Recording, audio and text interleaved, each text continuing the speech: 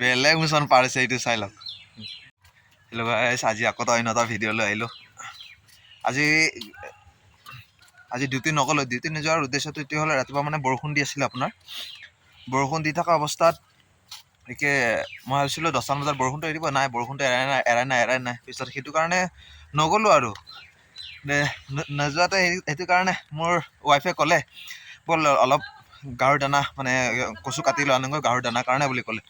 পিছত সেইটো কাৰণে এতিয়া কচু কাটিব গৈ আছোঁ দুজনে, আৰু আপোনালোকে চাই থাকিব। এইটো মোৰ ৱাইফে গৈ আছে কচু কাটিবলৈ বাগানত, আৰু মই অকলে গৈ আছোঁ।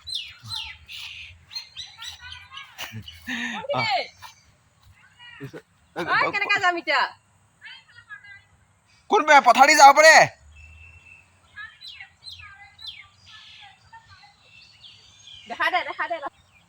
এয়া মোৰ ৱাইফে ফেঞ্চিং পাৰ হ'ব ধৰিছে। এইটো চা, ফেঞ্চিং পাৰ হৈ কচু কাটি যাব ওলাই আছে। বেলেগ মিছন পাৰিছে এইটো চাই লওক। আমাৰ গাঁৱৰ বাইদেউহঁতৰ ঘৰৰ পিছফালে আহিছোঁ। পিছফালে কচু কাটিব আহিছোঁ আৰু এতিয়া পাৰ হৈ আছে মোৰ ৱাইফে। বহুত কষ্টত বহুত কষ্ট পাইছে। সেইটো চাই লওক। এতিয়া মই পাৰ হ'ম, চাই থাকক। পাৰ হৈ ইপিনে গৈ কচুটো কাটিম আৰু এয়া কচু কাটা চুৰু কৰিলে। কচু কাটি আছে, অলপ কাটিছে। এই জেউৰা সিফালে বেছিকে ওলাব কিন্তু না। হা ইপিনে ওলাব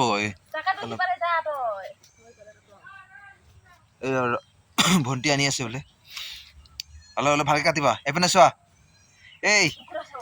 এইপিনে চোৱাচোন এবাৰ।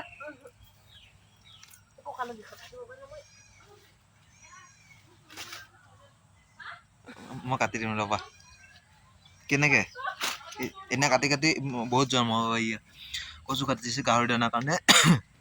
চাই থাকক। কচু হলে নাই, এনেকে অলপ কাটিব লাগিব। আপোনালোকে চাই থাকক আৰু মজাটো লৈ থাকক। ঠিক আছে, গাহৰি দানা আমি ট্ৰাইবেল মানুহ না, সেইটো কাৰণে এইবোৰ কাটি গাহৰি দানা খুৱাই থাকিব লাগিব। চাই থাকক, আহক আৰু আহক, দেখাই আছো কিমান কচু লাগে। আহক ওচৰত এই দেখিছে, এই কচু দেখিছে নহয়। আৰু দেখাই আছো আপোনালোকক, বহুত আছে, বহুত কচু। কিমান কচু লাগে এনে কাটি আৰু দেখাই আছো, বহুত কচু আছে। গাঁৱৰ সেউজীয়া পথাৰখন এতিয়া নাই, এতিয়া শুকান হৈ আছে। এতিয়া খেতিৰ চিজন আহিলে আকৌ ধুনীয়া সেউজীয়া পৰিৱেশ হ'ব। তাৰ মাজতে আৰু সেইটো কাৰণে আজি ঘৰতে থাকি গাহৰি দানা কাটিব আহিছোঁ মোৰ ৱাইফৰ লগত।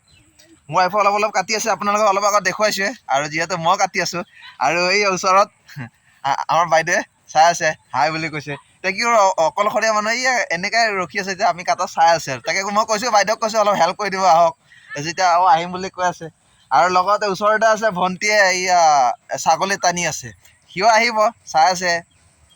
আপোনালোকে চাই থাকক, ভিডিঅ'টো যিমান পাৰে শ্বেয়াৰ কৰিব গাইছ। এইটো যিহেতু গাঁৱলীয়াৰ ভিডিঅ' না, সেইটো কাৰণে আপোনালোকে ভাল লাগিব।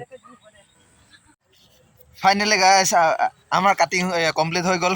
এতিয়া কমপ্লিট হৈ যোৱাৰ পিছত এতিয়া বান্ধিম আৰু ঘৰ লৈ যাম। এই দেখিছে নহয় এইখিনি, কিন্তু দেখাত আপোনালোকে ভিডিঅ'টোত দেখাত মানে অলপ দেখিছে, কিন্তু আছে আপোনাৰ বহুতখিনি আছে।